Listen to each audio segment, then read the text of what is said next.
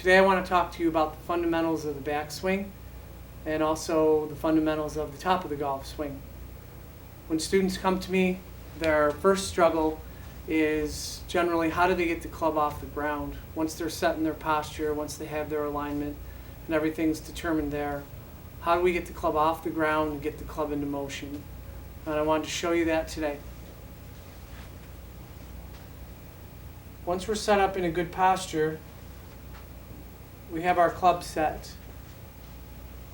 The way that club is set is our angle, or our plane angle, if you will.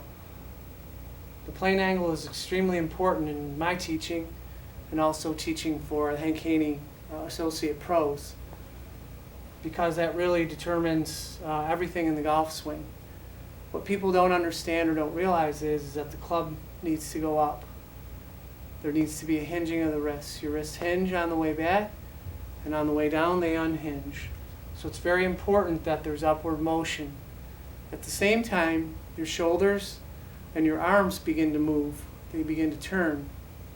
As they're turning, our lower body is going to resist our upper body, if you will. In my thinking, your arms are going to pull your legs on the way back, and from impact or from the top down, your legs will pull your arms. So at this point, your lower body is resisting your upper body, and what that's doing is that's creating coil. As you turn, it's creating tension. So as you turn, you're getting coiled up. So as you set, you have this plane angle. The club swings on many different planes. If it swung on its original plane the whole time of the golf swing, the club would go too far to the inside, and the club would come back too shallow, and you'd wind up hitting lots of thin shots, thin hooks possibly. How the club has to move again is there needs to be hinge, and there also needs to be turn. There needs to be your arms and your shoulders need to start swinging the golf club. As your arms and shoulders start to swing again, we're resisting, and we're also swinging on the axis that we set in our posture at the very beginning. If you remember, we're not too bent over, and we're not too upright.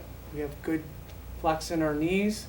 Our weight is balanced and our axis is set and our eyes stay level to the ground as we swing.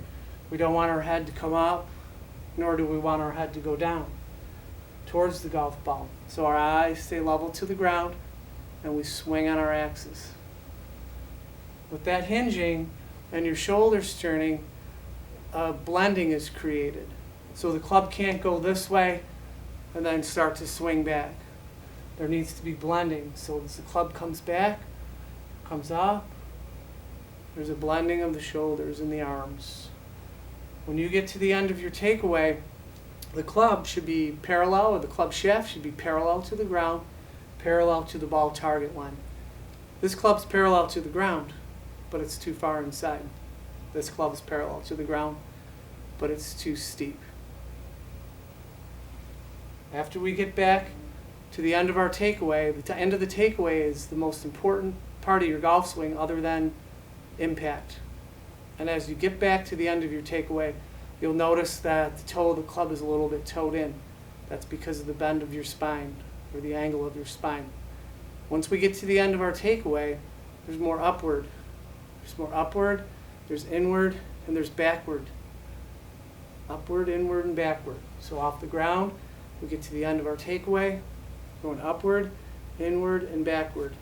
We're always keeping that triangle, too, that we formed in front of our body. So we don't want to let that triangle get behind us. We don't want it to be too far away from us. So we need that hinging and blending. When we get to the top, or to the halfway point of our backswing, our left wrist, our left arm, and the club face are all square to each other. They're all parallel. We want to keep it in that position. That comes from rotation of your forearm. So as we swing back, the forearm rotates. We don't want to have too much rotation or the club will get too flat. We don't want to have too little rotation or the club will get too steep. So it's rotation, there's blending. Once we get to the top of our golf swing, if we have the club pointing a little bit to the left, and this is all based on flexibility in your goal, the shaft faces a little bit to the left, it's okay. point parallel to the target, or it could cross the line. We don't want it to cross the line. It's too steep.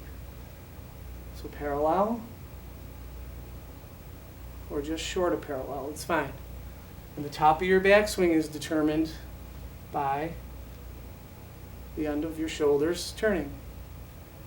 So the arms, your shoulders, and the club should all get there at the same time.